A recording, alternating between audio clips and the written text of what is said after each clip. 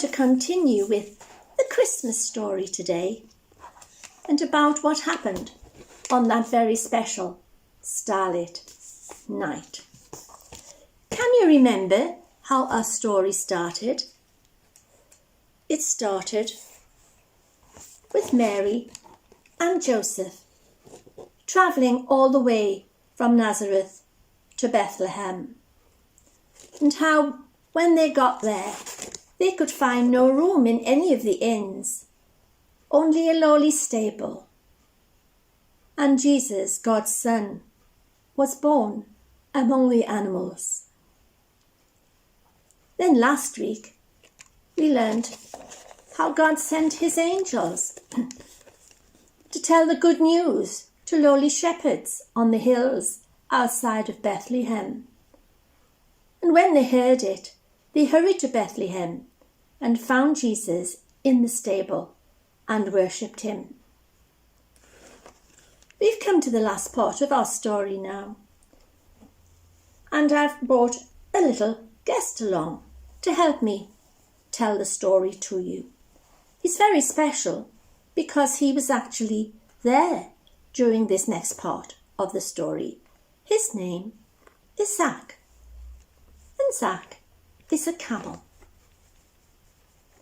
He gets very excited, so you'll have to excuse him. Zach worked for one of these men.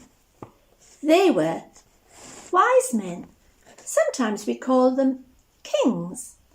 And they lived a long, long way away. And one night, they were studying the stars. They did it every night. And you could see the different stars. Some stars would tell a little story. They had big books they could read to find out what that story might be. But one particular night, a very large star appeared in the sky. Can you see it? It was different from anything they'd ever seen. But it wasn't just large, it was very bright. Yes, says Zach, very bright. They could hardly look at it. It was so beautiful. I wonder if our books will tell us anything about this beautiful star. So they had a look, and sure enough, they found something that told of a special star that would lead to a special king being born. Do you think this might be that star, they wondered? Well, I don't know. Just then, the star started to move in the sky. And so they hurried and packed their bags and their camels, including Zach, and off they set, following the star across the desert. Lots of sand, a long way, until it stopped. And they looked, and it stopped over a little town. I wonder where this is. So they asked, it's Bethlehem. Oh, so they thought, well, where has the star stopped? And they looked, and they looked, and they looked. And sure enough, the star had stopped over a little stable. Surely the special king can't be born in a stable. But sure enough, as they looked in, there they found Mary and Joseph and baby Jesus. And as soon as they saw him, they knew that he was special. And they'd brought gifts, so they gave him the gifts of gold and frankincense and myrrh, and they worshipped that special baby who was born to be a special king. But you know, as I thought of those special gifts, the gold they brought that represented the fact that Jesus would be a king, not just any king, but the King of Kings.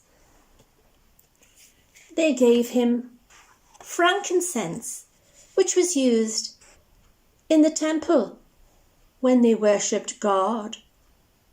This was to show that Jesus was God himself. And they gave him myrrh, which was used when people died. And this showed that Jesus would one day die for our sins. And I wondered, do we ever give Jesus a gift? We take the gift from him. And we give gifts and receive gifts at Christmas to represent that special gift that we received on that first Christmas.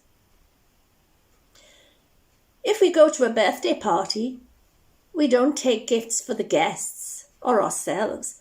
We take gifts for the person who's celebrating their birthday. And Christmas is Jesus' birthday. So what can we give Jesus on his birthday?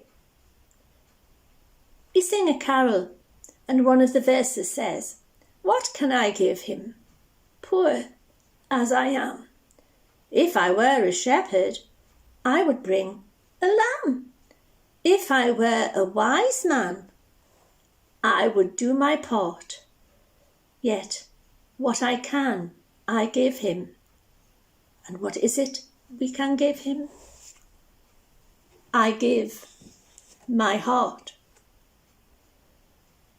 The only thing that Jesus really desires of us is our hearts and our lives.